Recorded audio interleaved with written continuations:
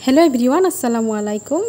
এই গরমে ডাল ভাত চাটনি হলে কিন্তু আর কিছু লাগে না। আর পুদিনার পাতাটা আমাদের স্বাস্থ্যের পক্ষেও অনেক একটা উপকারী। সেই জন্য আমি ভাবলাম আজকে পুদিনার চাটনি বানাই। এই চাটনিটা কিন্তু টক ঝাল চাটনি। আমি এই পুদিনার চাটনিটা আম দিয়ে বানাবো। চাটনিটা প্রথমে আমি পুদিনা পাতাগুলো ভালো করে বেছে নিব, ডালগুলো দিব না। তো আমি পুদিনা পাতাগুলো ভালো করে বেছে নিলাম। একটা মিডিয়াম সাইজের পেঁয়াজ কেটে নিলাম, কেটে আমি ছিলে নিচ্ছি। পেঁয়াজগুলো এখানে কেটে দিব, টুকরো টুকরো করে প্লেন করে কেটে দিচ্ছি। তারপর আমি এইগুলো ভালো করে ধুয়ে পরিষ্কার করে নিব।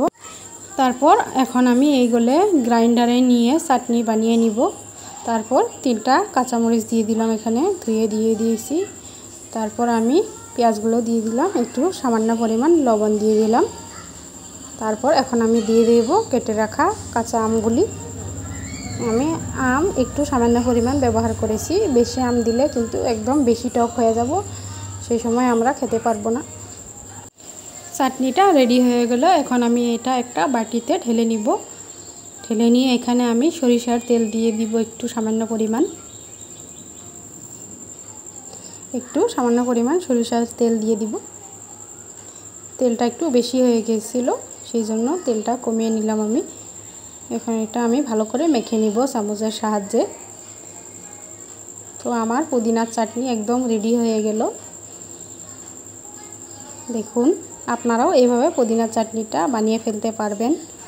আম না দিলেও কোনো সমস্যা নাই, আম ছাড়াও কিন্তু চাটনিটা খেতে অনেক সুস্বাদু লাগে। কারো যদি পেটের সমস্যা থাকে এটাও ঠিক হয়ে যাবে। পুদিনার পাতা কিন্তু আমাদের স্বাস্থ্যের পক্ষে খুবই একটা উপকারী পাতা। পুদিনা চাটনি কিন্তু আমাদের পেট সাফা করে। পুদিনা চাটনির রেসিপিটা যদি ভালো লাগে অবশ্যই চ্যানেলটা সাবস্ক্রাইব করে ভিডিওটাতে একটা লাইক করে দিবেন। আবার দেখা হবে আরেকটা নতুন রেসিপির সাথে।